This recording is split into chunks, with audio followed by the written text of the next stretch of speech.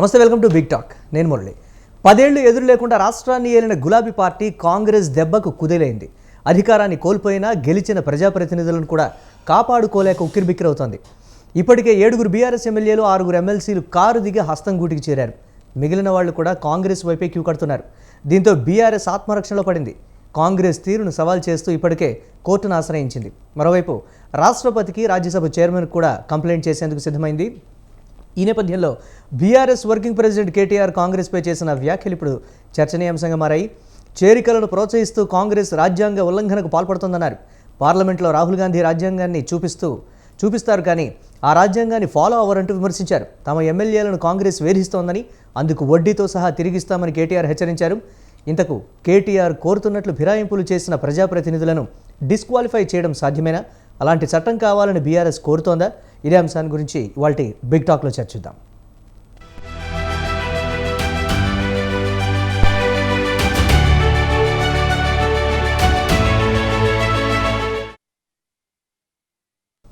Party ఫిరాయింపులకు సంబంధించి కేటీఆర్ ఏం మాట్లాడారో ఒకసారి చూద్దాం. एक और चीज भी जरूर करेंगे. आपकी जो हिपोक्रेसी है, आपकी जो डबल स्टैंडर्ड है, इसको राज्यसभा तक ही नहीं छोड़ेंगे. हम जरूर सुप्रीम कोर्ट आएंगे. अगर स्पीकर फैसला नहीं लेते हैं तेलंगाना में, ये तो ओपन एंड शट केस है. एक हमारे सदस्य हैं दानम नागेंद्र, जो हमारे पार्टी से दिसंबर में एमएलए बने, तो वही आदमी आज इस्तीफा दिए बगैर सिकंदराबाद से कांग्रेस पार्टी का बी फॉर्म पे पार्लियामेंट लड़ा. ये तो ओपन एंड शट केस है. इसमें कोई इंक्वायर करने वाली भी चीज है ही नहीं. प्रेसिडेंट ऑफ इंडिया का भी अपॉइंटमेंट लेंगे, लोकसभा स्पीकर का भी अपॉइंटमेंट लेंगे, और जरूरत पड़ा तो सारे के सारे हमारे विधायक दिल्ली आएंगे और उनसे भी मिलेंगे, क्योंकि कानून और संविधान के संरक्षक जो हैं वो है custodian of the constitution, is the president of India, of the republic of India. तो we will come meet Her Excellency the President of India if needed. We will seek her time. If the Supreme Court doesn't do justice, if this nonsense does not stop, if needed we will take Constitution Club and hold a large gathering of like-minded political parties, and we will expose Congress party.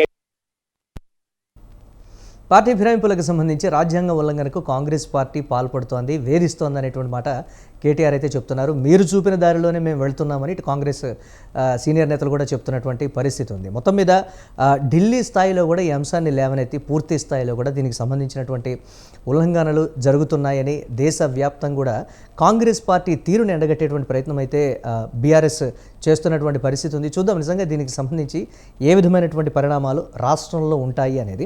ఇదే అంశానికి సంబంధించి మనతో డిబేట్లో participate చేస్తున్నారు విజయార్య క్షత్రియ గారు, BRS రాష్ట్ర senior నాయకులు స్టూడియోలో సిద్ధంగా ఉన్నారు. అలాగే విజిత్ వర్మ గారు, బీజేపీ అధికార ప్రతినిధి, వారు కూడా లైవ్లో సిద్ధంగా ఉన్నారు. అలాగే పొలిటికల్ అనలిస్ట్ సాదిక్ గారు, వారు కూడా లైవ్లో సిద్ధంగా ఉన్నారు. మరి కాసేపట్లో డాక్టర్ శివకుమార్ గారు, టీపీసీసీ అధికార ప్రతినిధి, వారు కూడా లైవ్లో జాయిన్ అవుతారు. ముందుగా విజయార్య క్షత్రియ గారు నమస్తే. అంటే గతంలో మీరు చూపినటువంటి మార్గాన్ని ప్రస్తుతానికి మేము అనుసరిస్తున్నాం. అప్పుడు మీరు ఏదైతే అసెంబ్లీలో వ్యవహరించినటువంటి తీరు కావచ్చు, ఎమ్మెల్యేల విషయంలో వ్యవహరించినటువంటి తీరు కావచ్చు, క్రియేట్ చేసినటువంటి ఒక పొలిటికల్ డైలమా అంటారా, లేకపోతే ఒక పొలిటికల్ ఉచ్చు బిగించారు అనేటువంటి ఇదా, లేకపోతే ఇతరత్ర పార్టీని కనుమరుగు చేద్దాం అనుకున్న విధానమా రాష్ట్రంలో అనే దానికి సంబంధించి ఇప్పుడు మేము కూడా అదే విధంగా చేస్తున్నాం అనేటువంటి మాట చెప్తున్నారు.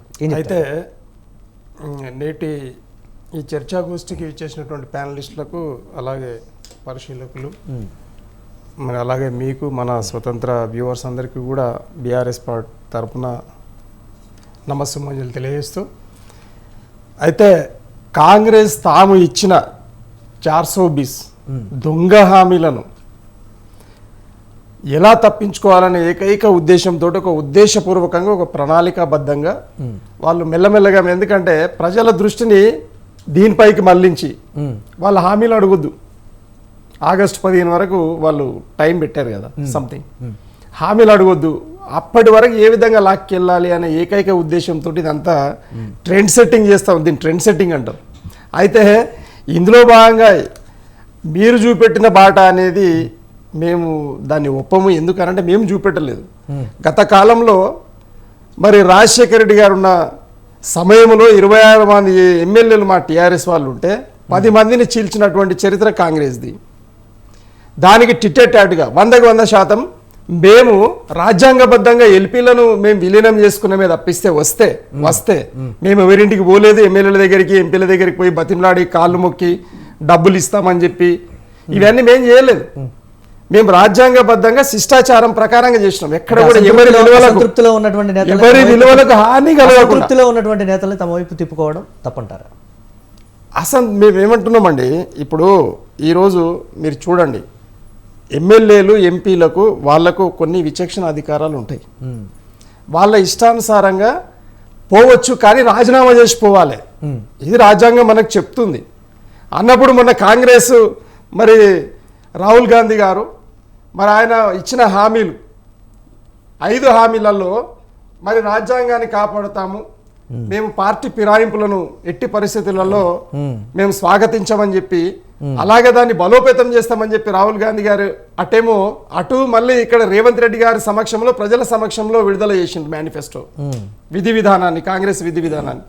దాన్ని వాళ్ళు ఇచ్చిన వాటిని వాళ్ళు తుంగలో దొక్కితే మరి అడిగేవారు ఎవరంటే ప్రజలు చూస్తూ ఉన్నారు, గమనిస్తూ ఉన్నారు, చాలా దగ్గర గమనిస్తూ ఉన్నారు కాంగ్రెస్ విధి విధానాలను.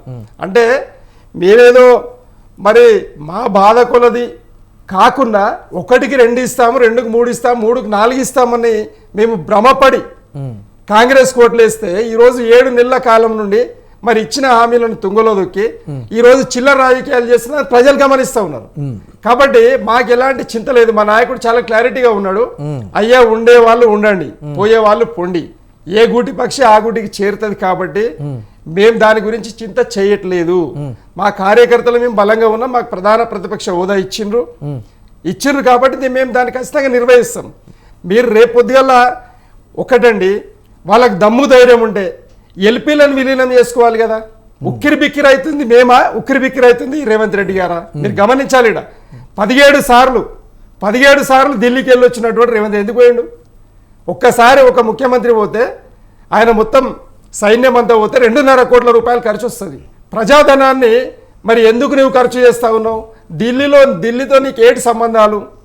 నీకు రాష్ట్ర అభివృద్ధి వదిలిపెట్టి నువ్వు ఇచ్చిన హామీలను నువ్వు ప్రజలకు ఇవ్వకుండా ఈ రోజు నువ్వు చిల్లర రాజకీయాలు నువ్వు తిరుగుతున్నావా? పార్టీ రాష్ట్ర నాయకత్వం లేదు. అలాగే ప్రభుత్వంలో ఉన్నటువంటి పెద్దలను కూడా కలిసి రాష్ట్రానికి కావాల్సిన మేము తీసుకురావడానికి మేము వెళ్ళామనేటువంటి మాట అయితే చెప్తున్నారు. చూద్దాం విజయ్ గారు. రిప్రజెంటేషన్ అనేది అది ప్రజలకు చూపించనీకండి, ప్రజలకు చూపించనీకి చూద్దాం. అంతర్గతంగా ఏమైనా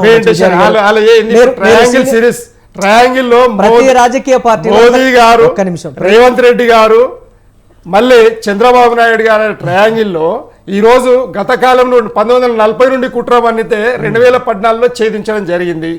10 సంవత్సరాలు బ్రహ్మాండంగా మేము ప్రతి రాజకీయ పార్టీ తెలంగాణ అభివృద్ధిని ఓర్వజాలినటువంటి చంద్రబాబు నాయుడు గారు తన శిష్యుని ముఖ్యమంత్రి చేసి ఆయన మోదీ గారిని పట్టుకొని ఈ ట్రయాంగిల్ లో కేసీఆర్ గారు తెలంగాణ ప్రజలు ప్రతి రాజకీయ పార్టీలో అయ్యో విజయారి గారు ప్లీజ్ నేను కార్యకర్తలం ధైర్యంగా మాకేం చింతలేదు. ఎమ్మెల్యేలు ఉంటే ఎంత పోతే ఎంత. ప్రతి రాజకీయ పార్టీలో ఉండేటువంటి ఒక అంతర్గత కోణం, అది అందరికీ తెలిసినటువంటి మాట. చూద్దాం దానికి సంబంధించి. రైట్, ఇక విజిత్ వర్మ గారు ఉన్నారు, బీజేపీ అధికార ప్రతినిధి, వారితో కూడా మాట్లాడదాం. విజిత్ వర్మ గారు నమస్తే. నమస్తే అండి. ఎస్, కేటీఆర్ చేసినటువంటి వ్యాఖ్యలు కావచ్చు, కాంగ్రెస్ అనుసరిస్తున్నటువంటి విధానం కావచ్చు, రాజ్యాంగాన్ని ఉల్లంఘిస్తున్నారని బీఆర్ఎస్ చెప్తున్నటువంటి మాట లేదు, గతంలో మీరు చూపినటువంటి మార్గాన్ని మేము కూడా అనుసరిస్తున్నాం అనేటువంటి మాట, ప్రజల్లో మాకు పెరుగుతున్నటువంటి ఆదరణ కావచ్చు, లేకపోతే పాలన పట్ల నాయకులు కూడా ఆకర్షితులు అవుతున్నారు, అందుకే వస్తున్నారు తప్ప మేము గేట్లు ఎత్తామన్నమాట వాస్తవమే. కానీ వారు వస్తున్నప్పుడు మేము ఎక్కడ ఆపగలం, వచ్చేస్తున్నారు, మేము జాయిన్ చేయించుకుంటున్నాం అనేటువంటి ఒక కాన్ఫిడెన్స్తో కూడినటువంటి వ్యాఖ్యలు అయితే కాంగ్రెస్ పార్టీ చేస్తోంది. ఢిల్లీ స్థాయిలో కూడా దీన్ని తీసుకువెళ్ళి రాష్ట్రపతి దృష్టికి కూడా ఈ అంశాన్ని తీసుకెళ్లినటువంటి ప్రస్తుత పరిస్థితి. భారతీయ జనతా పార్టీ ఎలా చూస్తుంది దీన్ని? అందరికీ నమస్కారం అండి, ప్యానెల్లో ఉన్న పెద్దవాళ్ళందరికీ నమస్కారం. ఒకటి కాంగ్రెస్ పార్టీకి ఆదరణ లేదు, ఏం లేదు, అంత ఉత్తదే. వాళ్ళ టైం వచ్చింది, వాళ్ళు ఆడుతున్నారు ఆట. గతంలో బీఆర్ఎస్ పార్టీ వాళ్ళ టైం ఉన్నప్పుడు ఏ విధంగా అయితే ఆడారో ఇప్పుడు మళ్ళీ అదే విధంగా కాంగ్రెస్ పార్టీ వాళ్ళ టైం ఉంది కాబట్టి ఆడుతున్నారు. It is just a game వాళ్ళకి. కాకపోతే వాళ్ళకి అర్థం కాని విషయం ఏంటంటే, ప్రజలు చాలా క్లియర్ గా మ్యాండేట్ ఇచ్చి మాకు ఈ పార్టీ కావాలి, మాకు ఈ నాయకుడు కావాలి, ఈ లీడర్ కావాలి అని చెప్పి అనుకున్నప్పుడు వాళ్ళని బ్లేటెంట్ గా చాలా దారుణంగా ఈరోజు ఈ యొక్క ప్రజా ప్రతినిధులు ఎవరైతే ఉన్నారో వాళ్ళు దారుణంగా మోసం చేయడం జరిగింది ప్రజల్ని. ప్రజలు అన్ని చూస్తూనే ఉన్నారండి, ప్రజలు గమనిస్తూనే ఉన్నారు. రానున్న రోజుల్లో ఖచ్చితంగా ఎవరెవరైతే ఈ డిఫెక్షన్ గురయ్యారో వాళ్ళందరినీ డిఫెక్షన్ చేస్తున్నారో వాళ్ళందరినీ కూడా ఖచ్చితంగా ప్రజలు శిక్షిస్తారు, దాంట్లో డౌట్ లేదు. ఇప్పుడు రీసెంట్ గా మీరు పార్టీ షిఫ్ట్ అయిన వాళ్ళలో చాలా మందిలో మొన్న ఎంతమంది ఓడిపోయారో మనకి అర్థమవుతుంది. అయినా కూడా ఈ రెండు పార్టీల నాయకులకి ఏమాత్రం కూడా చిత్తశుద్ధి లేకుండా, ఏమాత్రం కూడా బుద్ధి రాకుండా ఇంకా కూడా అదే ప్రవర్తిస్తున్నారనంటే అది చాలా అత్యంత దారుణమైన విషయం. ఎందుకంటే ఒకప్పుడు వాళ్ళు చేసిండ్రు, ఇప్పుడు మేము చేస్తాం అనేది కరెక్ట్ కాదు. సరే, ఒకవేళ ఇది బూమరాంగ్ అవుతున్నా కూడా but this is not correct అని చెప్పి అనుకుంటున్నాం. బట్ కాంగ్రెస్ పార్టీ అంటే ఫ్రమ్ ద రూట్స్ నుంచి కూడా వాళ్ళకి బుద్ధి ఉంది. అసలు ఈ దేశంలో డిఫెక్షన్ అని స్టార్ట్ చేసిందే కాంగ్రెస్ పార్టీ. గతంలో మొరార్జీ దేశాయి గవర్నమెంట్ ని పడగొట్టేసి అప్పుడు 70 మంది పార్లమెంట్ సభ్యులని డిఫెక్ట్ చేసి గవర్నమెంట్ పడేసి తర్వాత వెంటనే ఇందిరాగాంధీ గారు రావడం, అవన్నీ కూడా మనం చూస్తున్నాం. సో ఈ యొక్క డిఫెక్షన్ ని స్టార్ట్ చేసిందే కాంగ్రెస్ పార్టీ. కాంగ్రెస్ పార్టీ అప్పటి నుంచి ఈ రోజు వరకు అదే పంతా కొనసాగిస్తూ వస్తుంది. ఈ రోజు అధికారంలోకి వచ్చిన తర్వాత కూడా మళ్ళీ అదే. అయితే మేమేమంటున్నాం అంటే Congress party BRS party separate కానే కావు. బీఆర్ఎస్ పార్టీ కూడా కాంగ్రెస్ పార్టీ రూట్స్ నుంచి వచ్చింది కాబట్టి వాళ్ళ బుద్ధులే వీళ్ళకు ఉన్నాయి కాబట్టి అదే రకంగా ఈ 10 ఏళ్ళు ఎట్లా పడితే అట్లా సంతలో అంటే బలం పుంజుకోవడం, రుచిత్ గారు, బలం పుంజుకోవడం బలోపేతం అవడం తప్ప అనేటువంటి ఒక ప్రశ్న. అసలు బలంతో ఏం అవసరం అండి? మీకు ప్రజలు మ్యాండేట్ ఇచ్చారు, మీకు క్లియర్ మ్యాండేట్ ఇచ్చారు. మన 2018 లో కూడా టిఆర్ఎస్ కి క్లియర్ మ్యాండేట్ 88 సీట్లు ఇచ్చినాక కూడా ఇంకేం కకృతి అని చెప్పి మళ్ళీ నువ్వు మొత్తం అందరినీ కొనుక్కోవడం జరిగింది. అంటే ఇంత దారుణంగా చేస్తుంటే ఎవరు కూడా చూస్తూ ఊరుకోరు. ఇది కరెక్ట్ కాదు.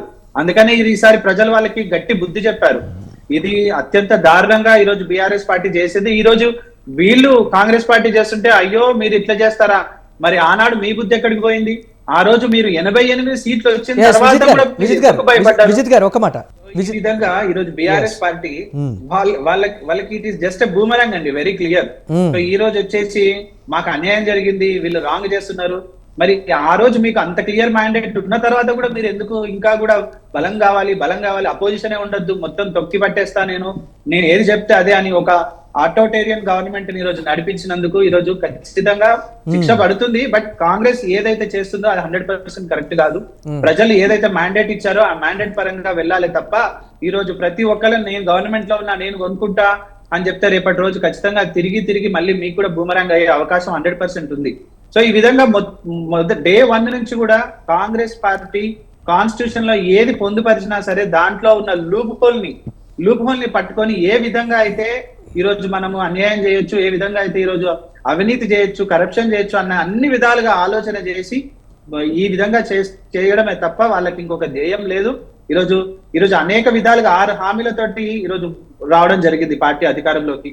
అంతేగాని మీరు స్వతహాగా నిజంగా కూడా ప్రజలు మిమ్మల్ని స్వీకరించి చేయలేదు. మీరు అబద్ధాల హామీలతోటి ఈరోజు అధికారంలోకి వచ్చిన తర్వాత మేమేమనుకున్నాం అంటే, మేమని కాదు, జనరల్ గా తెలంగాణ అందరు కూడా సిటిజన్స్ అందరు కూడా ఒకటే అనుకున్నారు, ఎస్ రూలింగ్ బాగు చేస్తారేమో, అట్లీస్ట్ వీళ్ళకి ఒక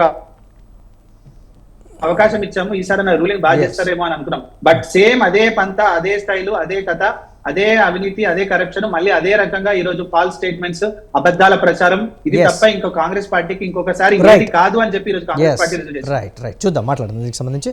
రైట్, ఇక డాక్టర్ శివకుమార్ గారు టీపీసీసీ అధికార ప్రతినిధి, వారు కూడా స్టూడియోలో సిద్ధంగా ఉన్నారు. శివకుమార్ గారు నమస్తే అండి. నమస్తే. రేవంత్ మార్క్ పాలన నడుస్తోందా, లేకపోతే కాంగ్రెస్ మార్క్ పాలన నడుస్తోందా, లేకపోతే కాంగ్రెస్ మార్క్ వ్యవహార తీరు నడుస్తుందా, లేకపోతే Revanth Reddy revenge kind of politics నడుస్తున్నాయి అనేది ఒక క్వశ్చన్ మార్క్ అందరిలో ఉన్నటువంటి ప్రశ్న. ఏం చెప్తారు? ముందుగా స్వతంత్ర టీవీ ప్రేక్షకులకు, మీకు ప్యానెల్లో ఉన్న వారికి అందరికి నమస్కారం. ఒకటి ఏమంటే, కాంగ్రెస్ పార్టీ అధికారంలోకి వచ్చి 7 నెలలు అయింది.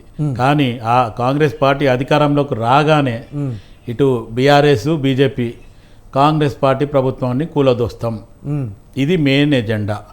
మీరు ఇప్పుడు ఫర్ ఎగ్జాంపుల్ ఎవరైనా ఉన్నారు, మనల్ని కొడతా అంటే మీరు కొట్టండి అని అట్లనే పెడతామా? గాంధీ జమానా కాదు కదా ఇది. మీరు కొడతా అంటే నువ్వు నా దగ్గరకు వస్తే నేను కొడతా అనేది భయపెడితేనే అది సరిపోతుంది. భయపడుతుందా, జాగ్రత్త పడుతుందా కాంగ్రెస్ పార్టీ? ఎవరైతే మనల్ని కొడతా అంటున్నారో వాళ్ళని మనం భయపెడుతున్నాం ఉల్టా ఇప్పుడు. ఎందుకంటే ఎవరైతే ఇప్పుడు మొత్తానికి గతంలో ఉన్న మన కేసీఆర్ అనుకోండి, ఇప్పుడు షాడో ముఖ్యమంత్రి కేటీఆర్ అనుకోండి.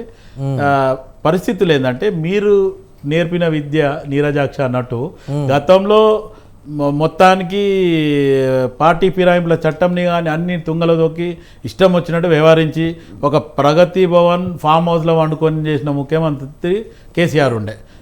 నాకు తెలిసి ఒక 30-35 సంవత్సరాల నుంచి, అంటే 83 నుంచి నేను పార్టీలో ఉన్నాను. నేను చూసినంత మటుకైతే ఎప్పుడు కూడా ఏ ముఖ్యమంత్రి కూడా ఇట్లా వ్యవహరించలేదు. గత ఒక 8-10 ముఖ్యమంత్రి, ఎన్టీ రామారావు టైం నుంచి కూడా ఎన్టీ రామారావు, విజయభాస్కర్ రెడ్డి, చెన్నారెడ్డి, తర్వాత నేదురుమల్లి జనార్దన్ రెడ్డి, తర్వాత రాజశేఖర్ రెడ్డి, విజయభాస్కర్ రెడ్డి, ఇట్లా వీళ్ళందరినీ చూస్తే కూడా ఏ ముఖ్యమంత్రి ఈవెన్ కేసీఆర్ లాగా లేకుండే. ఉద్యమ కాలంలో కేసీఆర్ని చూస్తే ఏదో మొత్తానికి చాకచక్యం ఉంది, లేకపోతే మంచి మేధావి అనుకున్నాం. కానీ మేధావిలలో కూడా మేధావి అన్న దాంట్లో పిచ్చోళ్ళు ఉంటారు అనేది ఒక సామెత జనరల్గా ఉంటుంది. మరి మేధావి ఏ కోవకు చెందుతాడో కేసీఆర్కి తెలుసుకోవాలా. ఇంకో మెయిన్ కేసీఆర్ మాట్లాడేది ఏంటంటే, మొత్తానికి ప్రభుత్వం పోయింది, మిమ్మల్ని ప్రజలు ఎందుకు తిరస్కరించిండ్రు, ఏంటి మీ ప్రాబ్లం, అది మీరు ఇది చేయాలి. ఇంకోటి, ఎప్పుడైతే పార్టీ ఓడిపోయినాక డైరెక్ట్ ఆయన గవర్నర్కి పోయి రాజీనామా పత్రం ఇచ్చి ప్రజలకి ఏమైనా మెసేజ్ ఇవ్వాలా, అది కూడా ఏమి ఇవ్వలేదు. ప్రజలకి మాకు కొంచెం గ్యాప్ వచ్చినటువంటి వాటా వాస్తవం, దిగువ స్థాయి క్యాడర్తో మేము కొంచెం కమ్యూనికేషన్ అనేది కొంచెం గ్యాప్ వచ్చినటువంటి వాటా వాస్తవం అని ఒప్పుకున్నారు కదా మురళి గారు. కొంచెం కాదు, వాళ్ళు 99% మొత్తానికి ప్రజలకు దూరంగా ఉన్నారు. అధికారంలో అసలు గతంలో నిన్న డాక్టర్ వైఎస్ రాజశేఖర రెడ్డి గారి 75th యానివర్సరీ జరిగింది. రాజశేఖర రెడ్డి గారు ఆ టైంలో ప్రజలకి ఒక ప్రజాదర్బార్ పెట్టి డైరెక్ట్ సమస్యలు నేరుగా ఆయన తీసుకొని చెప్పేవాడు. అది పరిష్కారం అయిందా కాలేదా అనేది ఒక నిమిషం పక్క పెడితే, ఒక అర్జీ తీసుకొని పోయే వ్యక్తి ఒక ముఖ్యమంత్రిని కలిసి నేను నా వినతి పత్రం ఇచ్చిన అనేది ఒక సంతృప్తి అది ఉండే, మొత్తానికి అది జరిగేది. కానీ ఈరోజు ఇదే కేసీఆర్కి గత ప్రభుత్వంలో నేను స్వయాన కూడా ఇవ్వడం జరిగింది. ఎన్టీ రామారావు గారు ఎట్లయితే వాళ్ళ ఫ్యామిలీని తీసుకురాలేదో మీరు కూడా మీ ఫ్యామిలీని తేవద్దు, ఫ్యామిలీని తీసుకొస్తే ఇట్లాంటి ఇంటరప్షన్స్ అయితే అని కూడా రాతపూర్వకంగా ఇవ్వడం జరిగింది. అదే కాకుండా మొత్తానికి కాన్స్టిట్యున్సీలో ఒక ఎమ్మెల్యే క్వార్టర్ని నిర్మించండి, ఏదైతే డిస్ట్రిక్ట్లల్లో, విలేజ్లల్లో, లేకపోతే వేరే డిస్ట్రిక్ట్లలో ఏదైతే ప్రజలు హైదరాబాద్కి రావాలంటే కూడా ఇబ్బంది అవుతుందంటే, అది నేను చెప్పినవి విన్నాడు. కానీ అదేం చేసిండు, డైరెక్ట్ అది పార్టీ భవన్లో చేసేసిండు దాన్ని. ఇంకోటి, ఏదైతే పబ్లిక్ ఇష్యూస్, ఏదైతే పబ్లిక్ యూరినల్స్ ఏదైతే ఉందో అది మోడర్నైజ్ యూరినల్స్ అన్నారు. ఇప్పటి వరకు ఒక్క మోడర్నైజ్ యూరిన్ పనిచేస్తలేదు, కోట్ల రూపాయలు మింగేసిండ్రు. అంటే మొత్తానికి టీఆర్ఎస్ బీఆర్ఎస్ చేసింది ఏంటంటే స్కీమ్లలోనే మొత్తం స్కామ్స్ చేసేసిండ్రు. వాళ్ళు ప్రజల ధనాన్ని దోచుకోవాలి ఎట్లా అనేది వాళ్ళని చూసి నేర్చుకోవాలి. గతంలో కాంగ్రెస్ పార్టీ ఇన్ని సంవత్సరాలలో నుంచి పరిపాలన ఉండింది, వాళ్ళు ఎంతైతే సంపాదించారో వీళ్ళు దానికంటే డబుల్. పొలిటికల్గా ఎందుకు తొందరపడుతోంది కాంగ్రెస్ పార్టీ? అధికారంలోనే ఉంది కదా, క్లియర్ కట్గా మ్యాండేట్ ఇచ్చారంటే మీ ఎమ్మెల్యేలను కూడా కాపాడుకోలేనటువంటి ఒక డిఫెన్స్లో పడిపోయి ఇతర పార్టీ వాళ్ళ నుంచి తీసుకుంటున్నారా, లేకపోతే మాతో టచ్లో ఉన్నామని గతంలో ఏదైతే బీఆర్ఎస్ వాళ్ళు చెప్పారో సో దానికి భయపడి తీసుకుంటున్నారా? క్లియర్ కట్గా మ్యాండేట్ ఇచ్చినప్పటికీ ఒక కూటమిలాగా అయితే లేదు, సింగిల్ లార్జెస్ట్ పార్టీగానే ఉన్నప్పటికీ కూడా ఎందుకు అంత పొలిటికల్ యాక్టివిటీ అనేది చెప్తున్నటువంటి మాట పరిపాలన దృష్టి పెట్టారు. గతంలో 2019లో వాళ్ళకి ఆల్రెడీ 88 ఎమ్మెల్యేస్ ఉన్న తర్వాత కూడా మిగతా పార్టీలో ఆపోజిషన్ ఉండకుండా చేయడం జరిగింది గతంలో కేసీఆర్. అయితే ఈ రోజు ఏంటంటే ఈ రోజు కూడా 9.5 సంవత్సరాలు అయిపోయినాక ఈ 10 సంవత్సరాలలో కూడా అక్కడ ఎవరైతే పరిపాలనలో గత ప్రభుత్వంలో ఉన్న వాళ్ళంతా ఈరోజు స్వేచ్ఛగా లేము, మేము ఒక నియంత పాలనలో ఉన్నాము. ఒక ముఖ్యమంత్రి స్వయాన ఎమ్మెల్యేలకు, ఎంపీలకు, మినిస్టర్లకు కలవాలంటే 6 గంటలు అక్కడ కూర్చున్న తర్వాత కూడా ఈరోజు కేసీఆర్ కలవాడు పో అంటే పోయిన రోజులు ఉన్నాయి. ఇదే ప్రగతి భవన్ దగ్గర గేట్ లోపలికి కూడా ఎంట్రీ కాలేదు. అక్కడ నుంచి కాల్ చేసి ఈ ఫలానా వ్యక్తి వచ్చిండు రమ్మంటారా పొమ్మంటారా అంటే బయట నుంచి వాడిని వెళ్ళగొట్టే అంటే వెళ్ళిపోయింది. ఇదే కవిత గతంలో నాయన మన పార్టీలో ఒక మహిళా మంత్రి లేదు అంటే ఈ ఉన్నోళ్ళంతా కూడా అని అడిగిండు. అంటే కేసీఆర్ ఆలోచన విధానము ఏంటి అనేది ఈరోజు ప్రజలు, ఒకప్పుడు కేసీఆర్ మాట నడుస్తుంది, వన్ మ్యాన్ షో అన్న కేసీఆర్ ఈరోజు అదే ఫామ్ హౌస్లో కూర్చొని అందరినీ రండి బై దర్వాజాలు కుళ్ళున్నాయి నాకు చెప్పండి, నాకు సానుభూతి చూపిండి అంటున్నాడు. అంటే నువ్వు ఏ స్థాయి నుంచి ఏ స్థాయికి దిగజారినావు అనేది చూడు. ఒకసారి మనం గతంలో జనరల్గా శివరాత్రి అప్పుడు కైలాసం అనేది ఒక ఆట ఆడతారు, దాంట్లో పైనకి ఎక్కినాక పాము మిగితే మళ్ళీ ఏడైతే బ్యాక్ టు చూద్దాం కాంగ్రెస్ పార్టీ ఎటువంటి పొలిటికల్ స్ట్రాటజీతో వెళ్తుందో. సో మేము రాజ్యాంగ పరంగా అయితే ఎదుర్కొంటాము, ఇటువంటి పరిస్థితులు అనేవి రాజ్యాంగ ఉల్లంఘనకు పాల్పడినట్లే. పార్లమెంట్లో ఏదైతే రాజ్యాంగాన్ని చూపిస్తున్నారో కనీసం దాని గురించి ఏంటి కానీ లేకపోతే దాన్ని పాటించేటువంటి సంస్కృతి కానీ కాంగ్రెస్ పార్టీలో లేదని అయితే బీఆర్ఎస్ చెప్తున్నప్పుడు మాట్లాడదాం ప్లీజ్. మాట్లాడదాం. సాదిక్ గారు ఉన్నారు, పొలిటికల్ అనలిస్ట్, వారితో కూడా మాట్లాడదాం. సాదిక్ గారు నమస్తే అండి. ప్రస్తుతం బీఆర్ఎస్ అండ్ కాంగ్రెస్ పార్టీలో ఉన్నటువంటి పరిస్థితులు, ఆ రెండు పార్టీలు అవలంబిస్తున్నటువంటి విధానాలు గతంలో మీరు చూపించారు కాబట్టి ఇప్పుడు కూడా మేము వెళ్తున్నాం అనేటువంటి ఒక్క మాటతో కొట్టేసినటువంటి పరిస్థితి అయితే ఉంది. కానీ జాగ్రత్త పడుతున్నారా, లేకపోతే భయపడుతున్నారా, లేకపోతే ఏ కోణంలో ఆలోచిస్తున్నారో అనేటువంటి ఒక సందిగ్ధత అయితే ఉన్నటువంటి పరిస్థితి. రాష్ట్రపతి దృష్టి కూడా మేము తీసుకొని వెళ్తాం అనేటువంటి మాట ఏ విధంగా ఉంటుందంటారు ఇది?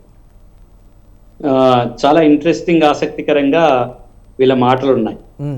ప్రజల వైపు నుంచి చూస్తే మనము ప్రజలన్నీ ఒక మాట అడుగుతున్నాయి. ఈ రాజకీయ పార్టీలు బీజేపీ కానివ్వండి, కాంగ్రెస్ కానివ్వండి, బీఆర్ఎస్ కానివ్వండి, మీరెందుకు పార్టీ ఫిరాయింపుల చట్టం కావాలని కోరుకోవట్లేదు? మీరెందుకు రెడీగా లేదు? అయితే కాంగ్రెస్ పార్టీ ఒక తీర్మానాన్ని ప్రవేశపెట్టింది, పార్టీ ఫిరాయింపులను మేము ప్రోత్సహించమని. Well and good. అయితే ఆ పార్టీ ఫిరాయింపులు ప్రోత్సహించడం లేదు అని చెప్పి అధిష్టానాన్ని తీసుకెళ్తే మరి తెలంగాణలో జరుగుతుంది కదా అంటే తెలంగాణని ఎక్సెప్షన్ లో పెడదాము, తెలంగాణకు మినహాయింపు ఇద్దాము అనే విషయంలో వాళ్ళు మాట్లాడారు. ఇక్కడ ఉన్నటువంటి రాజకీయ పార్టీలన్నీ కూడా ముఖ్యంగా పార్టీ ఫిరాయింపుల చట్టాన్ని చేయడానికి అంగీకరించారు. వాళ్ళు ఎప్పుడైతే అంగీకరిస్తారో, వీళ్ళు ఏవైతే చెప్తారో, ఈ రాజకీయ పార్టీలన్నీ కూడా అంగీకరిస్తే గట్టి పార్టీ ఫిరాయింపుల చట్టం కనుక వస్తే మనము ఇట్లా కూర్చొని దీని విషయంలో ఇంత పెద్దగా చర్చ చేయాల్సిన అవసరం పడదు అని ప్రజలు అనుకుంటున్నారు. ప్రజలు ఏమనుకుంటున్నారు అంటే అన్ని దొందులే, అన్ని రాజకీయ పార్టీలు దొందులే, అన్ని రాజకీయ పార్టీలకు కూడా ఏ అవకాశం వచ్చినా వినియోగించుకోవాలనే ఆలోచనలో ఉంటారు. అది ఎక్కడైనా ఇప్పుడు మీరు గత చరిత్రలో చూసినట్లయితే కాంగ్రెస్ కాదు, బీజేపీ చేసింది. బీజేపీ కాదు, అన్ని పార్టీలు చేశాయి. అన్ని పార్టీలకు ఫిరాయింపు చేయడం అనేది ఒక అలవాటు మన భారతదేశం. కాబట్టి ఇప్పుడు మనము ఈ ఆసక్తికరమైన సంఘటన చూసినట్లయితే, మీరు చూస్తే మేము చేస్తున్నాం, మేము చేస్తే మీరు చేస్తాం, మళ్ళీ వచ్చే వాళ్ళు ఏమంటారు, రేపు వచ్చే గవర్నమెంట్ రేపు వీళ్ళని వద్దని మనం ఇంకో గవర్నమెంట్ తీసుకొస్తాం, మేము కూడా అట్లనే చేస్తాం అని అంటారు. అంటే political parties are not stand on this aspect లో. ఏదైనా కానివ్వండి, మనం అధికారంలోకి పోవాలి. ఇది చాలా పార్టీలకు, చాలా ఇండియన్ పొలిటికల్ పార్టీస్ పెద్ద దెబ్బ అండి. ఇది ఇంత ఘోరంగా ఉంటుందా భారతదేశంలో? ఎమ్మెల్యేలను కొంటారా, ఎంపీలను కొంటారా, ఎమ్మెల్యేలు మార్చుకుంటారా, ఒక సింబల్ మీద గెలిచిన వాళ్ళు ఇంకో సింబల్ కి పోతారా అనేది చాలా. ఇప్పుడు మాట్లాడుతున్న బీజేపీ పార్టీని చూద్దాం. మీరు ఎన్ని రాష్ట్రాల్లో పార్టీ ఫిరాయింపులను ప్రోత్సహించింది? చాలా చరిత్ర. ఇంతకు ముందు ఉన్నటువంటి కాంగ్రెస్ పార్టీని చూద్దాం. కాంగ్రెస్ పార్టీ చాలా ప్రోత్సహించింది. బీఆర్ఎస్ పార్టీ అయితే ఘోరంగా 10 సంవత్సరాల్లో ఇష్టం వచ్చినట్టు చేసింది. మరి ఏం చేద్దాం? మరి వీళ్ళు మాట్లాడుతున్న దానికి ఏం చేద్దాం? మీకు చిత్తశుద్ధి ఉంటే అన్ని రాజకీయ పార్టీలకు పార్టీలో మేనిఫెస్టోలో పెట్టండి. ధైర్యం ఉంటే పార్టీలో మేనిఫెస్టోలో పెట్టండి. ఇప్పుడు మీకు అధికారం ఉంది కదా, రేపు చట్టం తీసుకురండి, రేపు చట్ట ప్రణాళిక చట్టం తీసుకురాని ప్రయత్నం చేయండి. పార్టీ ఫిరాయింపుల చట్టం గురించి మాట్లాడే వాళ్ళందరూ పార్టీలు ఒక చట్టాన్ని ఎందుకు తీసుకురారు అనేది ఒక పెద్ద ప్రశ్న ప్రజల వైపు నుంచి వినిపిస్తుంది. దానికి పార్టీలు సమాధానం చెప్పుకోవాలి. ఇక్కడ ఏం జరుగుతుందంటే, ముఖ్యంగా పార్టీ ఫిరాయింపు చేసే వాళ్ళు ఎందుకు ఆలోచన చేస్తారంటే సార్, చాలా ముఖ్యంగా ఈ స్పీకర్ అనేది డెసిషన్ తీసుకోవాలి. దీంట్లో చాలా సార్లు అడ్మినిస్ట్రేషన్ కి, జ్యుడిషియల్ కి, తర్వాత అడ్మినిస్ట్రేషన్ కి మధ్య ఒక చర్చ చాలా అనేక కేసుల్లో వచ్చింది. నేను ఒక హైకోర్టు న్యాయవాదిగా చెప్తున్నా ఏంటంటే, అనేక కేసుల్లో ఈ చర్చ వచ్చింది. మరి స్పీకర్ ఒక నిర్ణయం తీసుకోవచ్చా, స్పీకర్ ఒక వెయిట్ వేయొచ్చా? స్పీకర్ ఎవరి మనసు అయి ఉంటాడు? అధికార పార్టీకి ఎవరి మనసు అయి ఉంటాడు? అధికార పార్టీ. ఎక్కడైనా అది కేంద్రంలో కానివ్వండి, అది రాష్ట్రంలో. బట్ ఆ చైర్కి కొన్ని పరిస్థితులు ఉంటాయి కదా, ఆ చైర్కి కొన్ని పరిమితులు కావచ్చు, లేకపోతే పవర్స్ ఉంటాయి, బట్ కొన్ని పరిమితులు ఉంటాయి కదా, పార్టీలకు అతీతంగా వ్యవహరించాలి అనేటువంటి సూచన కూడా అదే రాజ్యాంగంలో ఉన్నటువంటి పరిస్థితి ఉంది కదా. లేదు, ఎవరైనా పార్టీలకు అతీతంగా చేసిన ఒక స్పీకర్ పేరు చెప్పండి విందా, ఒక్క స్పీకర్ పేరు. I want to listen the speaker name.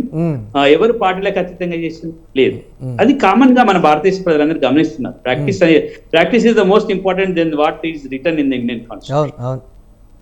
అది ప్రజలందరూ పార్టీల వైపు చూస్తున్నట్టు. ఓహో, ఏ రాజకీయ పార్టీ గెలిస్తే ఆ రాజకీయ పార్టీలోకి వెళ్ళిపోతారు వీళ్ళు. వెళ్ళిపోయి ఏమంటారు తెలుసా, వీళ్ళకి ప్రజలకు చాలా విచిత్రం అనిపిస్తుంది ఆ సింబల్. అరే, నిన్నేమో చేయి గుర్తు మీద నిలబెట్టినా, నిన్నేమో పువ్వు గుర్తు మీద నిలబెట్టినా, నిన్నేమో ఈ మన ఏదైతే కారు గుర్తు మీద నిలబెట్టినా, మీరేం గట్ల పోయిండ్రు, మీ గుర్తుకు మార్చిండ్రు అని. ఇప్పుడు ఎన్నికలకు ముందు బీజేపీ ఎంత ఫిరాయింపు జరిగిందండి. అసలు క్యాండిడేట్స్ దొరకకపోతే ఎంపీల ముందు బీజేపీ ఏం తక్కువ చేసింది, కాంగ్రెస్ ఏం పని చేసింది, బీఆర్ఎస్ అయితే వదులుకున్నది, బీఆర్ఎస్ ఏమో లూజర్. ఇక్కడ బీజేపీ తర్వాత కాంగ్రెస్ ఏమో గెయినర్స్. వాళ్ళని పిలిచి టికెట్లు ఇస్తుందా? పిలిచి అంటే ఏమన్నట్టు, వీళ్ళంతా పక్తు రాజకీయం అనేది చెప్పిండు కదా. ఆ పక్తు రాజకీయం అనేది ఆయన చెప్పిండు కదా కేసీఆర్. ఇది పక్తు రాజకీయం అని వీళ్ళు జవాబు. ఇప్పుడు ఈ పక్తు రాజకీయాలను వదిలేసేసి మంచి గౌరవనీయమైన రాజకీయాలు కావాలంటే, మంచి రాజకీయాలు రావాలంటే మనమంతా ఒక ప్రయత్నం చేయాల్సింది. అంటే ప్రస్తుతం ఉన్న పరిస్థితుల్లో కావచ్చు, లేకపోతే భవిష్యత్తులో కావచ్చు, ఆ తరహా పరిణామాలు కానీ, లేకపోతే ఇమీడియట్ గా ఇప్పుడు బాగా బీజేపీ మేము చేస్తాం అని 15 సంవత్సరాలు ఇచ్చింది కదండి, 10 సంవత్సరాలు ఇచ్చింది కదా బీజేపీ కైనా, ఇక్కడ కాంగ్రెస్ కైనా. ఇక్కడ కాంగ్రెస్ అయినా, ఇక్కడ కాంగ్రెస్ అయినా, అక్కడ బీజేపీ, ఈ రెండు కూడా స్టార్ట్ కావాలి. చూద్దాం. అటువంటి పరిస్థితులు రాష్ట్రంలో కావచ్చు, దేశంలో కావచ్చు రావాలనే కోరుకుంటాం. భవిష్యత్ తరాల్లో కూడా ఒక పారదర్శకమైనటువంటి రాజకీయాలు భారతదేశంలో ఉండాలి అని కూడా యువత కోరుకుంటున్నటువంటి పరిస్థితి ఉంది. సరిగ్గా హరీష్ రావు గారు ఒక కామెంట్ చేస్తూ కూడా వారు చెప్పినటువంటి ఒక మాట, భయపడాల్సిన అవసరం అయితే ఏం లేదు, మేము ప్రభుత్వాన్ని కోల్చంలే అనేటువంటి ఒక మాట అయితే చెప్పారు. జస్ట్ ఇవాళ నేను కామెంట్ చేసినటువంటి పరిస్థితి ఉంది. అంటే భయపడద్దు, మా ఎమ్మెల్యేలను తీసుకోవద్దు అని ఒక ఇండికేషన్ ఇస్తున్నట్ట, లేకపోతే దాన్ని ఎలా చూడాలి అసలు? లేదండి, ఇప్పుడు మీరు ప్రశ్నించినట్లు అభివృద్ధిని చూసి ఆకర్షితులై ఎమ్మెల్యేలు ఎమ్మెల్సీలు పోతున్నారు. ఇంకా మొదలే కాలేదు కదా అభివృద్ధి. 6 నెలలే అవుతుంది, ఎలక్షన్స్ ఇవి అవి ఉన్నాయి అంటున్నారు. మేము అడుగుతున్న ప్రశ్నలన్నింటినీ సమాధానం ఏంటంటే, 2 ఎన్నికలు వచ్చినాయి, ఇంకా మొదలే కాలేదు అనే మాట మాతో అంటున్నారు. బట్ అక్కడ మళ్ళీ అడగడం ఏమంటారంటే ఆకర్షితులై వస్తున్నారు. అది కాదు ఇక్కడ అసలు. ఒరిజినల్ గా ఏ పార్టీలకైనా కూడా పార్టీ ఫిరాయింపులు అవసరం లేదు. మ్యాండేట్ ఆల్రెడీ వచ్చింది. ఇంతకుముందు మాట్లాడుకున్నాం. మ్యాండేట్ ఆల్రెడీ వచ్చిన తర్వాత ఈ ఎమ్మెల్యేలు రాకడా పోకడా అనేది వాళ్ళ విచక్షణ అధికారాలకు ఆధారపడే ఉంటుంది. అది ఏ పార్టీ అయినా, ఏ ప్రభుత్వం అయినా, అది సంబంధమే లేదు అసలు.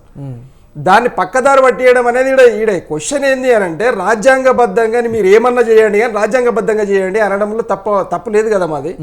అన్నప్పుడు మీరు తీసుకోమని అంటున్నాం. ఒకటి మరి పెద్దలు విశ్లేషకులు చాలా చక్కటి ప్రశ్న పార్టీ ఫిరాయింపుల గురించి, తర్వాత ఏది స్పీకర్ గురించి, స్పీకర్ విషయంలో అయితే రాజ్యాంగంలో ప్రపంచంలోనే మరి పెద్ద రాజ్యాంగమైనటువంటి భారతదేశ రాజ్యాంగంలో మన భారతీయ తత్వశాస్త్రాలలో ఏముంటుందంటే ఆత్మ పరిశీలన, ఆత్మ పరిశోధన అనేది ఉంటుంది. కాబట్టి విచక్షణ అధికారాల మీద ఆధారపడి మొత్తం దేశ వ్యవస్థ అంతా నడుస్తూ ఉంది. రాజ్యాంగం అంతా ఫ్లెక్సిబిలిటీ ఇచ్చింది నాయకులకు. అయితే అవగాహన లోపం వల్ల అక్కడనే ఈ నాయకులందరూ కూడా తప్పులు చేసేది అక్కడనే. దాన్ని తనను తాను కంట్రోల్ చేసుకోలేక స్వార్థం ఎక్కువై చేస్తున్న పనులు. సరే, ఎమ్మెల్యేలు ఇప్పుడు వచ్చినంత మాత్రాన కాంగ్రెస్ కొరిగేదేముంది? లేదు. వాళ్ళు ఇదే పార్టీలో ఉంటే కాంగ్రెస్కి పోయేదేముంది? నష్టం లేదు, లాభం లేదు అన్నప్పుడు ఇదంతా ఈ జిమ్మికులను ఏంది అని అంటే, ఈ అభివృద్ధిని ఆటంకం కల్పించే ఏదైతే ఉందో మేము అంటున్నాం కదా. అంటే హామీలు ఏవైతే ఉన్నాయో అవి నెరవేర్చకుండా, అడ్మినిస్ట్రేషన్ సరిగా చూసుకోకుండా ఈ చిల్లర పంచాయతీ పెట్టుకునే అవసరమా? మేము అదే అంటున్నాం. అనుకుందాం మీరు చట్టం ప్రకారం చేయలే, మేము చట్టానికి పోతామంటున్నాం కదా. మా ఎమ్మెల్యేలను కొనుగోలు చేస్తున్నాం, మేము పోతామంటున్నాం. గతంలో మమ్మల్ని అన్నారు కదా మేము కొనుగోలు చేయలేదు అనే పాయింట్ మా దగ్గర ఉంది కదా. మేము కొనుగోలు చేయలే, మేము ఎల్పీలు వాళ్ళంతలో వాళ్ళు వస్తే మేము తీసుకున్నామని అంటున్నాం. మేము కొనుగోలు చేయలేదు, వాళ్ళ ఇంటికి పోలే. కొనుగోలు చేశారన్నటువంటి ఆధారాలు ఉన్నాయి ఇప్పుడు. అదే మరి చూపెట్టండి మేము చేసిన ఆధారాలు ఏమిటి మీరు చూపెట్టండి. మీరు ఆధారాలు మా దగ్గర ఉంది. ఇదే రేవంత్ రెడ్డి గారు ఒక ఎమ్మెల్యేగా ఉన్నప్పుడు మా ఎమ్మెల్సీని 5 కోట్లకు కొనుగోలు మాట్లాడుకొని చంద్రబాబు నాయుడు గారు ఈయనను పంపించిండు. 50 లక్షలు ఇస్తా పట్టుడు పోయినటువంటి రేవంత్ రెడ్డి గారు. ఇది కర్మ, తెలంగాణకు పడ్డ కర్మ ఇది. ఆయన ముఖ్యమంత్రిగా కూర్చున్నాడు. ఇప్పుడు ఎమ్మెల్యేలు మరి వినండి, ఒక వ్యక్తి అలవాట్లు ఎట్లా ఉంటే ఇక పరిపాలన కూడా గట్లనే జరుగుతుంది కదా. మరి కొనుగోలు కాబట్టి ఇక కొనుగోలు నడుస్తూనే ఉందిగా. మాకు ఆధారం ఉంది కదా, నువ్వు ఆధారం చూపెట్టు మాకు. మేము కొనుగోలు చేసినట్టు కానీ ఈ టీడీపీ ఎమ్మెల్యేలను కానీ కాంగ్రెస్ ఎమ్మెల్యే మీరు చూపెట్టండి ఆధారం, మేము ఒప్పుకుంటాం కదా. కానీ ఏది లేకుండా ప్రజాపాలన మిగతా అందరినీ కూడా కొనుగోలు చేశారనేటువంటి ఆధారాలు మీ దగ్గర ఉన్నాయా అనేటువంటి ప్రశ్న. ఏది ఇప్పుడు ఉన్నటువంటి పరిస్థితుల్లో ఇప్పుడు ఉన్నటువంటి మేము కొనుగోలుకు పాల్పడుతున్నారని కానీ ఇది అది మేము అనట్లేదండి, ఏమనట్లేదు. మీరు ఎల్పీగా తీసుకోండి, మీరు ఎల్పీగా తీసుకోవడంలో ఎందుకంటే ప్రజలను ప్రశాంతంగా పనిచేసుకొనియాలి ఫస్ట్, ఏ ప్రభుత్వమైనా పర్వాలేదు, అవునా. మరి ఇంతమంది ఎమ్మెల్యేలు మాకు 26 ఎమ్మెల్యేలు ఉన్నారు బీజేపీ అంటది, మా దగ్గరనే 25 ఎమ్మెల్యేలు ఉన్నారు వీళ్ళు అంటారు అన్నప్పుడు కన్ఫ్యూజన్ క్రియేషన్ ఎందుకు మీకు? ఒకవేళ ఉన్నదే అనుకోండి, ఒకరోజు పిలుచుకొని మాట్లాడుకొని ఎల్పీ సర్టిఫికేట్ తీసుకొని సబ్మిట్ చేసి స్పీకర్ కు తీసేసుకోండి, ఎవరు వద్దన్నారు. కానీ డ్రామా అంతా ఏంది అంటే కన్ఫ్యూజన్ క్రియేట్ చేయడానికి, మరి ప్రజలను పక్కదారి పట్టేయడం కాకపోతే ఏందో చెప్పండి మీరు. ఇప్పుడు హామీలేమో 400-420 హామీలు ఇస్తారు, మరి హామీలుకి పని చేయాలంటే బీఆర్ఎస్ మీద రివెంజ్ తీర్చుకుంటున్నారు 100 కాదు 1000% రివెంజే. అయితే మేము కుక్క కాటుకు చెప్పు దెబ్బ ఎట్లా చేస్తాము ఎట్లా ఇస్తాము అనేది మా ప్రజలు మా వెనకలనే ఉన్నారు, అన్ని గమనిస్తూ ఉన్నారు. ఈరోజు ప్రజలు రియలైజేషన్కి వచ్చిరండి. అనవసరంగా ఈ కాంగ్రెస్కు మేము ఏదో కోపంతో వేసినాం కానీ వీళ్ళు ఇంత దుర్మార్గంగా ప్రవర్తిస్తారని మాత్రం మేము అనుకోలేదనే పరిస్థితికి ఈరోజు ప్రజలు వచ్చారు, ఈరోజు ప్రజలు ఉన్నారు. మీరు చూడండి రేపు ఎంట్రీ, ఇంకొకటి ఎంట్రీ, చంద్రబాబు నాయుడు గారి ఎంట్రీ అయిపోయింది, ఖతం అయిపోయాయిగా. హైదరాబాద్ కబ్జా, మీరు చూడండి హైదరాబాద్ కబ్జా, హైదరాబాద్ ఆస్తులను దారాదత్తం చేసి అప్పనంగా రేవంత్ రెడ్డి గారు ఏం చేస్తారంటే ఆయన అకౌంట్లో వేసేస్తాడు. పునర్విభజన చట్టం ఉంది, ముఖ్యమంత్రి ఏ ముఖ్యమంత్రి సంతకం చేయకపోయినా నడవదు. మరి సమఉజ్జీలైనటువంటి నువ్వా నేనా అనే శక్తి కలిగినటువంటి మేధావులు కాకలదీన రాజకీయ నాయకులు కేసీఆర్ గారు చంద్రబాబు నాయుడు ఇట్లా ఉండ్రి కాబట్టి అది కాలే. అట్లనే జగన్ గారు కూడా వయసులో చిన్నవాడైనా కూడా ఆయన కూడా ఎక్కడ ఒప్పలేదు. కానీ ఇక్కడ సోద్యం చూసినటువంటి మోదీ గారు మరి ఇద్దరు ముఖ్యమంత్రులను ఆ టైంలో కానీ మొన్న కానీ ఇప్పుడు కానీ పిలిచి కూర్చుని మాట్లాడదామనే సోయి మోదీ గారికి కూడా లేదు. ఎందుకనంటే వచ్చే 2028 వరకు ఈ తెలుగు రాష్ట్రాలు పునర్విభజన ఇట్లనే కొట్టాడుకుంటూ ఉంటే మేము వచ్చి చాప కింద నీరులాగా బ్రహ్మాండంగా 2 రాష్ట్రాలు నేర్చుకోవచ్చు, అప్పుడు మేము చేస్తామని. అదే భారతీయ జనతా పార్టీ ప్రభుత్వాలు ఉన్న రాష్ట్రాలలో పునర్విభజన చట్టాన్ని ఎప్పుడూ అమలు చేసినాయి. కానీ మన తెలుగు రాష్ట్రాలకు వచ్చిన పంచాయతీ ఏంటంటే ఇది, అంటే వాళ్ళు పట్టించుకోరు. దక్షిణ భారతదేశం అంటే వాళ్ళకు అంత వివక్ష. అందు గురించి సరే సమఉజ్జీలు మా భయం ఏంది అని అంటే పునర్విభజన చట్టంలో ఉన్నటువంటి ఏవైతే ఉన్నాయో వాటిని ఒక రూపాయి పోకుండా ఒక ఆస్తి పోకుండా తెలంగాణకు సంబంధించిన చట్టంలో ఉన్నదే ఎక్స్ట్రా కాదు చట్టంలో ఉన్నది తీసుకురమని అంటున్నాం. మరి ఎంత మేరకు తెస్తారు లేదు అనేది తెలుస్తుంది. ఈ రోజు మొన్న భేటీ అన్నారండి, మరి భేటీలో ఏం జరిగిందండి? చంద్రబాబు నాయుడు గారు వచ్చి తెలంగాణలో పుట్టిన పార్టీ మళ్ళా రావాలనా మనం అంటే అందరు అని అంటున్నారు. మీరు చూడండి గమనించండి, పార్టీ పరంగా మీరు చూడండి అంటే ఈ గురి శిష్యులంతా మళ్ళా కూడా తెలంగాణను చూసి ఓర్వజాలక అంటే బీఆర్ఎస్ తెలంగాణ చూసి ఓర్వజాలక పార్టీ చెప్తుంది తెలంగాణలో తెలుగుదేశం మళ్ళీ పుంజుకోకూడదు, ఆ స్థాయిలో రాకూడదు అనేటువంటి మాట. రాజకీయాలు వేరే స్టేట్స్ లో చేసేటువంటి పరిస్థితులు ఉండవు. మేము అదంటలేమండి, రాజకీయాలు చేసుకోండి. ఇప్పుడు మా పార్టీ కూడా భారతదేశంలో ఎక్కడైనా పోటీ చేయొచ్చు, మీ పార్టీ కూడా భారతదేశంలో ఎక్కడైనా పోటీ చేయొచ్చు. మేమేమంటున్నామంటే నిజంగానే అన్నదమ్ములుగా విడిపోవాలి అనుకున్నప్పుడు విడిపోయినాం. సరే మీరు నువ్వా నేనా అని అడుగున ఈరోజు అసలు విలన్ ఎవరు అని అంటే చంద్రబాబు నాయుడు. తెలంగాణ ప్రజలకు ఎందుకు నచ్చాడు ఆయన అంటే చంద్రబాబు నాయుడు నచ్చాడు. ఎందుకు నచ్చాడు? రాష్ట్రాన్ని రాకుండా 14 సంవత్సరాలు ఆపిన ఆయన, 14 years, 1 కాదు 2 కాదు. మళ్ళీ రాజశేఖర రెడ్డి ఆయన ఇద్దరు ఒకటే బ్యాక్ ఎండ్ లో. మళ్ళీ కనీసం బిల్లు పెడితే 7 రోజులు పార్లమెంట్ నడవనీయలే, అందరు రాజీనామాలు మొత్తం. మళ్ళా ఆఖరికి చివర చూడండి 7 మండలాలు 4 గ్రామాలు. ఎందుకో తెలుసా? ఆ ఏది మన పోలవరం ముప్పును అడ్డం పెట్టి ఆ 7 మండలాలు గుంజుకున్నాడు. ఎందుకు గుంజుకుంటే సీలియర్ ప్రాజెక్ట్ ఉంది అక్కడ, మాకు ఓడరేవులు వచ్చేటి తెలంగాణకు, దాన్ని రాకుండా చేయాలని చెప్పి చంద్రబాబు నాయుడు వల్ల ఈ రోజు 7 మండలాలు పోయినాయి, 4 గ్రామాలు పోయినాయండి. మరి అంత నీచమైన పరిస్థితులలో విజయ్ గారు తెలంగాణ ప్రభుత్వం అయితే ఒక ప్రపోజల్ అయితే పెట్టినటువంటి పరిస్థితి ఉంది. దానికి మంత్రుల కమిటీ కావచ్చు లేకపోతే అధికారుల కమిటీ కావచ్చు ఒక నిర్ణయం అయితే తీసుకుంటాం మాట చెప్తుంది. ఫక్తు రాజకీయం అన్నారు విశ్లేషకులు. అంటే నేను ఒక్కొక్క పాయింట్ చెప్తున్నా. ఇప్పుడు ఫక్తు రాజకీయం 100% రాజకీయమే చేద్దాం, కానీ అభివృద్ధి ఆపొద్దు అంటున్నాం మేము. మీరు అభివృద్ధి చేసుకుంటూ ఏ గేమ్లను ఆడండి, పార్టీ వద్దనట్లేదు. చెప్పేది ఏంటంటే వద్దనట్లేదు. రాజకీయాలే, ప్రభుత్వ పాలన, ప్రభుత్వ స్పీకర్ గారు ఒకటే స్పీకర్ గారు ఉన్నారు కదా, స్పీకర్ గారు అధికార పార్టీకి సంబంధించిన ఆయన లేకపోతే అడ్మినిస్ట్రేషన్ నడవదు, కంట్రోల్ లేదు అనుకుందాం. సాదిక్ సార్ కూర్చుని పెట్టినాం అనుకో, అప్పుడే డిజాల్వ్ చేసి పడేసారు. చూద్దాం ఆ స్థాయిలో ఉంటుందా, లేకపోతే దానికి కూడా ఒక రాజ్యాంగపరమైనటువంటి ప్రక్రియ ఉంటుందా, లేకపోతే అలా వెళ్తారా అనేది కూడా చూద్దాం. రైట్, విజిత్ గారు చెప్తున్నటువంటి మాట ఏంటంటే కేంద్ర ప్రభుత్వం అంటే భారతీయ జనతా పార్టీ 2 రాష్ట్రాల్లో ఉన్నటువంటి పరిస్థితుల్ని బేరీజు వేసుకొని ఒక ఆట ఆడుతోంది అనేటువంటి మాట బీఆర్ఎస్ కూడా చెప్తున్నటువంటి పరిస్థితి. దీన్ని రాష్ట్రపతి దృష్టి దాకా వెళుతున్నప్పటి పరిస్థితుల్లో ఏ విధంగా ఉండబోతున్నాయి, దీనికి సంబంధించి కేంద్ర ప్రభుత్వం ఏమైనా ఇన్వాల్వ్ అవుతుందా ఈ అంశంలో సంబంధించి అనేటువంటి ఒక ప్రశ్న, ఏం చెప్తారు మీరు? ఇప్పుడు ముఖ్యంగా ఇక్కడ 2-3 మాటలు డిస్కషన్స్ పెద్ద వాళ్ళు చెప్పారు.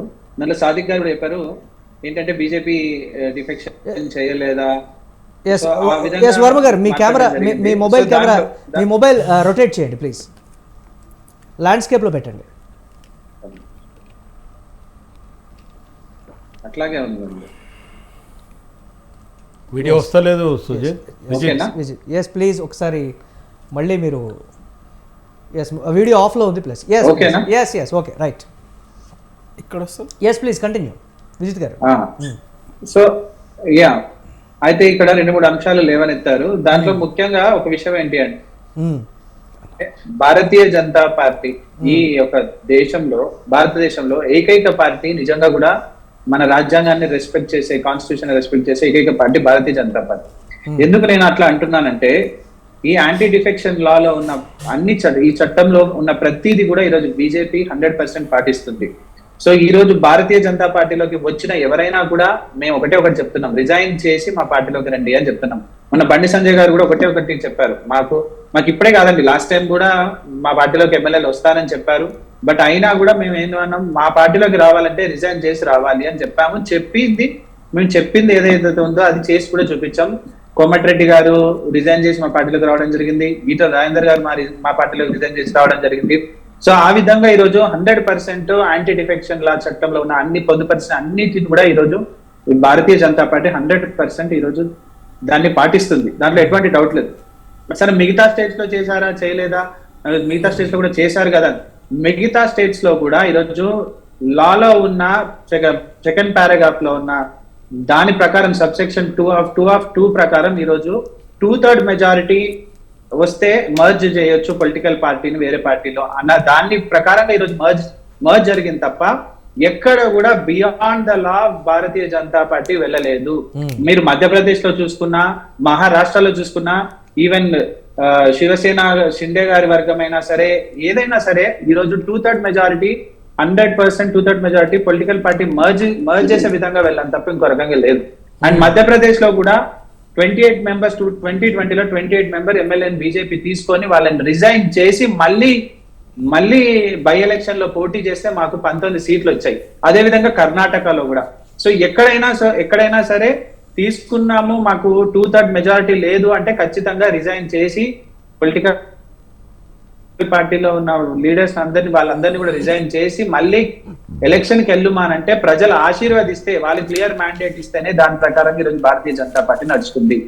కానీ ఇక్కడ గతంలో కేసీఆర్ గారు కానీ ఇప్పుడు రేవంత్ రెడ్డి గారు కానీ ఏ విధంగా ఈరోజు చేస్తున్నారు, ఏ విధంగా ఈరోజు కాన్స్టిట్యూషన్ ని పక్కన పెట్టేసి మాకు నచ్చిందే కాన్స్టిట్యూషన్ అని గతంలో ఆయన చేసిండు, ఇప్పుడు ఈయన చేస్తున్నారు. ఈ ఇద్దరు కూడా almost equal to monarchism government నడుపుతున్నారు తప్ప నిజంగా కూడా ఇప్పుడు ఉన్న వాళ్ళు సరిపోతారు. మరి ఇక్కడ మేము చేయాల్సిన పనులు చాలా ఉన్నాయి.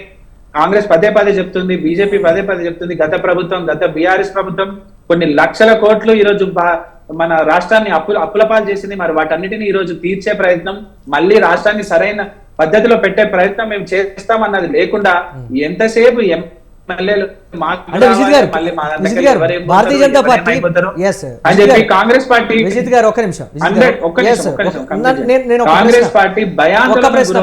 ఎందుకంటే కాంగ్రెస్ పార్టీ ఈ రాష్ట్రంలో అనేక వర్గాలుగా విడిపోయిన పార్టీ కాంగ్రెస్ పార్టీ.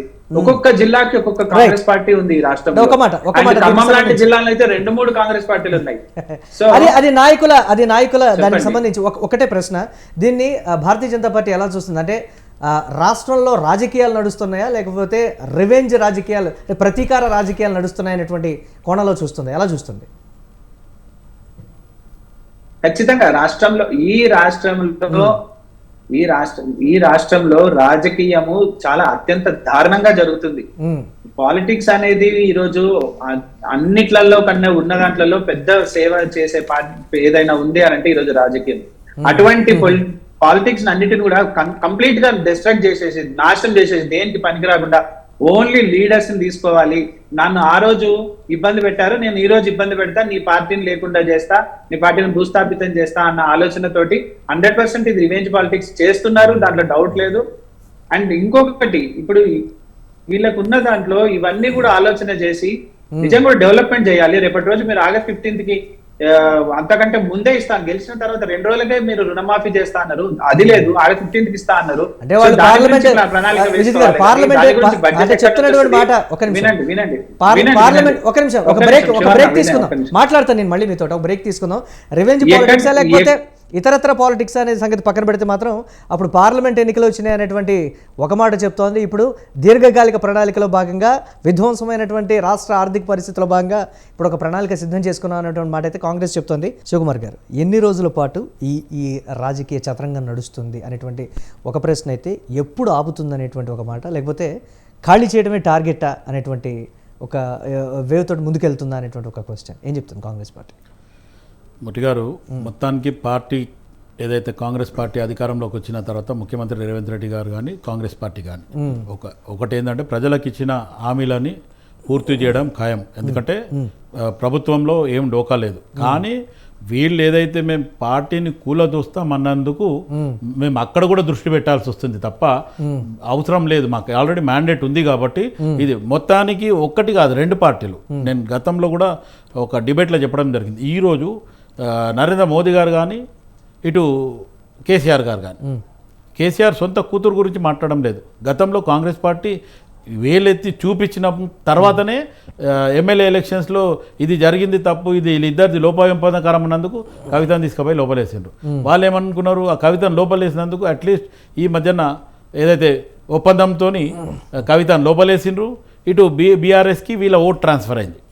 ఎంపీ సీట్లు ఎలా తినడం 8 రావడానికి కూడా కారణం బీఆర్ఎస్ ఓట్లు ఏదైతే ట్రాన్స్ఫర్ అయింది. అంటే అసెంబ్లీ ఓటమి కారణం కాదంటారు? ఏది అసెంబ్లీ ఓటమి దాని మీద రిఫ్లెక్ట్ చూపించలేదంటారు? అంటే అసెంబ్లీ ఓటమేమో డైరెక్ట్ అది బీజేపీ కాకుండా కాంగ్రెస్ పార్టీ ప్లస్ బీఆర్ఎస్కే ఇదైంది. ఇక్కడ ఎంపీ ఎలక్షన్స్ వచ్చినప్పుడు మటుకు బీజేపీ నియోజకవర్గాలకు వచ్చి మమ్మల్ని గెలిపించండి, బీఆర్ఎస్ నమ్మండి, కాంగ్రెస్ పాలన చూశారు ఎలా ఉందో చూశారు కదా అనేటువంటి ఒక మాట కూడా చెప్పారు. దాన్ని కూడా ప్రజలు బిలీవ్ చేయలేదు. ఎందుకంటే 9 సంవత్సరాలు నువ్వు ఫామ్ హౌస్లో వండుకొని ప్రగతిలో వండుకున్నావు, ఇప్పుడు వచ్చి నీకు రైతులు గుర్తొస్తుండ్రు, యువకులు గుర్తొస్తుండ్రు, లేకపోతే ఎంప్లాయ్మెంట్ గుర్తొస్తుంది, లేకపోతే నీళ్లు నిధులు నియామకాలు గుర్తొస్తున్నాయి. అంటే 9.5 సంవత్సరాలు ప్రజలు మీకు మ్యాండేట్ ఇచ్చి నేను ఒక ఉద్యమంలో ముందుండి నడిపించిండు, ఒక రథసారథి అనుకున్న వాళ్ళు కూడా నువ్వు పాలనకు వచ్చే వరకు నువ్వు అది మర్చిపోయినావు. ఈరోజు ఒక్కరిని నువ్వు కలవలేదు, ఒక్కరు అడ్వైస్ తీసుకోలేదు, నీకు నచ్చిందే ప్రజలకు ఏం కావాలి. ఇప్పుడు మురళి గారు ఆడ కూర్చుంటే మురళి గారికి ఏం కావాలో నాకు తెలుసు అంటుండే ఇక్కడ కూర్చొని, అది జరిగే పని అది. అంటే అంత ఆంభావంతో ప్రజలని అసలు లెక్క చేయకుండా ఉండే. ఈరోజు ప్రజలు లెక్క చేయకపోయేసరికి ఇప్పుడు దిమ్మ తిరుగుతుంది. అటు కేటీఆర్ కానీ హరీష్ రావు కానీ, ఇప్పుడు ఇదే హరీష్ రావు కెరోసిన్ పోసుకొని ఈ రోజు వరకైనా అగ్గిపెట్ట దొరుకుతలేదు ఆయనకు. 1200 మందిని దగ్గర యువకులని రెచ్చగొట్టి చంపిందన్నట్టే కదా. నిజంగా ఆలోచిస్తే ఇట్లాంటి వాళ్ళ మీద క్రిమినల్ చర్యలు తీసుకోవాలా. ఇదే కేటీఆర్ని తీసుకుంటే ఈరోజు ఏదైతే పబ్బులు క్లబ్లు ఏదైతే నడిపించిండో ఈరోజు గంజాయి లేకపోతే ఈ కోకిన్ గికిన్ ఏడికైనా వచ్చింది. ఈయన ఆ కల్చర్ ఇదే సబ్జెక్ట్లో ఆ టైంలో రఘునందన్ రావు గారు ఈరోజు రేవంత్ రెడ్డి గారు డైరెక్ట్ అన్నారు, మనం టెస్ట్కి వెళ్దాం దా, నేను నా వెంటికల్ ఇస్తాను మీరు కూడా రండి అంటే పారిపోయాడు. అంటే మొత్తానికి ఖండిస్తూ కూడా ఆయన చెప్పినటువంటి క్లియర్ కట్ మాట ఏంటి అని అంటే, ఎవరో ఒకళ్ళు పిలిస్తే వెళ్ళేటువంటి పరిస్థితులు ఉన్నానా నేను తీసుకోలేదన్న సంగతి నాకు తెలుసు, ప్రజలకు తెలుసు అనేటువంటి మాట అయితే క్లియర్గా చెప్పారు. తీసుకున్నదని నీకు తెలిసి డైరెక్ట్ దీనికి సంబంధించి రైట్ ఒకసారి చూద్దాం. అది పొలిటికల్గా చేసినటువంటి కామెంట్గా కూడా మనం చూడొచ్చు. Yes right. సాదిక్ గారు, ఒక పార్టీ సింబల్ మీద గెలిచి ఇంకో పార్టీలోకి వెళ్ళారనేటువంటి క్లియర్ కట్ సాక్ష్యాలు ఉన్నాయి, ప్రజలే సాక్ష్యం. ఇన్ని రకాల ఉన్నప్పుడు కూడా న్యాయపరమైనటువంటి ప్రక్రియ ఎందుకు ఏళ్లకేళ్లు నడుస్తుంది అనేటువంటి ఒక ప్రశ్న. సరిగ్గా ఎన్నికల ఎన్నికలకు ముందు ఒక 2 నెలల ముందో 3 నెలల ముందో ఇమీడియట్గా డిస్క్వాలిఫై చేయడమా, లేకపోతే ఇది కరెక్ట్ కాదని ఏదో ఒక తీర్పు అయితే 2-3 నెలల ముందే వచ్చేటువంటి పరిస్థితులు, ఇంత క్లియర్ కట్ మ్యాండేట్ ఉన్నప్పటికీ కూడా మహా అయితే 1 సంవత్సరం పాటు నడిచి డిస్క్వాలిఫై అయితే ఒక రకమైనటువంటి న్యాయ ప్రక్రియ మీద నమ్మకం ఉండేటువంటి పరిస్థితులు ఉంటాయి. రాజ్యాంగబద్ధంగా వెళదాము అని అంటే ఈ జరిగేటువంటి జాప్యానికి కూడా ఒక కారణంగా చూస్తున్నటువంటి పరిస్థితి ఉంది. దీన్ని ఎలా చూడాలి అసలు? ముఖ్యంగా రాజకీయ పార్టీల వ్యూహాలు ఎలా ఉంటాయో భారతదేశంలో ఒక ఎగ్జాంపుల్ సమాచార చట్టం హక్కులు పరిధిలోకి రాజకీయ పార్టీలు వస్తాయని చీఫ్ ఇన్ఫర్మేషన్ కమిషన్ ఢిల్లీ వాళ్ళు ఇచ్చారు. ఓకే, ఆ రూలింగ్ ఇస్తే వీళ్ళు ఏం చేశారంటే అన్ని రాజకీయ పార్టీలు, ఇక్కడ కూర్చున్న అన్ని రాజకీయ పార్టీలు ప్యానెల్లో ఉన్నాయి, బీజేపీ కానివ్వండి, కాంగ్రెస్ కానివ్వండి, సిపిఎం, సిపిఐ, అన్ని రాజకీయ పార్టీలు, అమ్మమ్మ మేము మాత్రం రైట్ టు ఇన్ఫర్మేషన్ దాంట్లోకి రాము, మేము ప్రజలకు సమాచారం ఇచ్చే సమస్య లేదు అని దానికి అమెండ్మెంట్ పెట్టుకొని ఏకగ్రీవంగా తీర్మానం చేశారు. ఓకే, ఇదే అండి భారతదేశంలో ఉన్న రాజకీయ పార్టీల పరిస్థితి. ఇంకా మనం ఏం చెప్పగలుగుతాం వీళ్ళకి? వీళ్ళు ఒక చట్టాన్ని, ఫిరాయింపు చట్టాన్ని ఇప్పుడు ఇంతకుముందు చెప్పారు ఏమని, 2/3 1/3 సరిపోతుందని ఉంది దాంట్లో. అయితే అదేంటి, అది ఆ మెలిక ఏంటి నాకు అర్థం కాదు. నేను ఒక ప్రశ్న అడుగుతాను, ఈ ఎంపీ ఎన్నికలకు ఏ రాజకీయ పార్టీలు ఎట్లాంటి విన్యాసాలు చేశాయండి? ఎవరెవరిని తీసుకొచ్చి ఎవరెవరిని నిలబెట్టాయండి? అంటే ప్రజలు గమనించరా? ప్రజలకు అసలు చూపే ఉండదా? ప్రజలు ఆలోచించరా?